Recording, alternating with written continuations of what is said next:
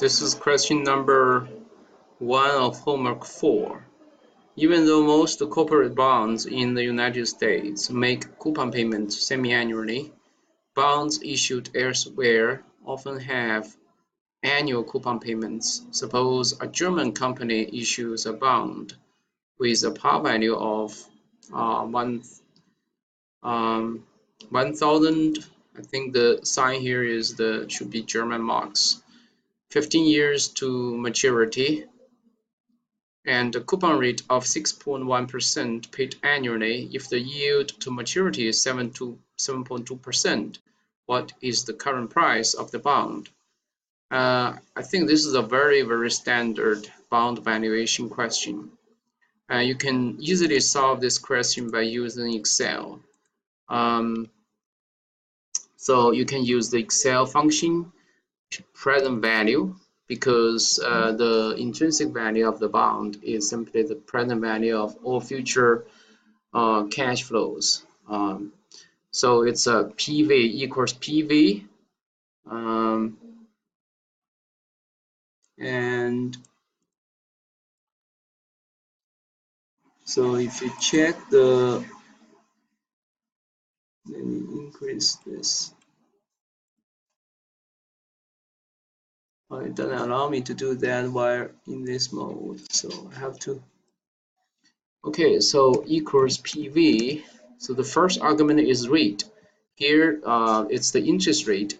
In this case, it is the discount rate used to discount the future cash flows, and that is the yield to maturity, and so that's 7.2%. So it's 0.072, and the second argument is NPR, so that stands for the number of coupon payments. And so in this case, because the bond is paid annually, so the number of coupon payments simply equals the number of years until maturity. So that's 15. So 15. And the third argument is the payment. So that's the annual coupon payment.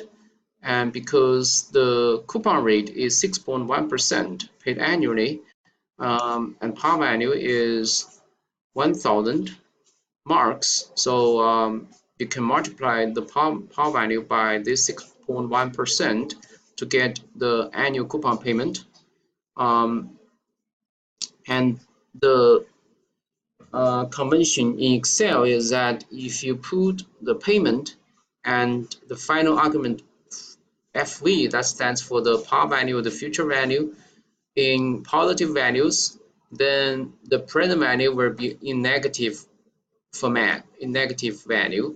But if you put payment and future value in negative numbers, and then the present value will be a positive number. So if I want to get a positive present value, I want to put this into a negative number, present payment. So it's 6.1% times 1,000. So that's going to be negative 61. And finally, the future value, that's simply the par value. So as I said, if you put this in a negative format, you get a positive present value.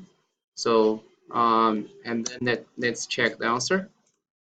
One thing you have to be very careful is to note the rounding requirement. Here you can see that it's do not round intermediate calculations and round your answer to 2 decimal places, and that's exactly what this is. But if I think by default Excel will not round to any decimal places. In that case, you have to change the format to be consistent with the rounding requirement. And how do you do that? You right click on this cell and choose the format cells, and then you can choose number and then keep the number of decimal places. In this case, it's already in 2, so you don't have to do anything. So the final answer is 901.07. So if I check answer, yes, that's exactly what this answer is. So we got the correct answer.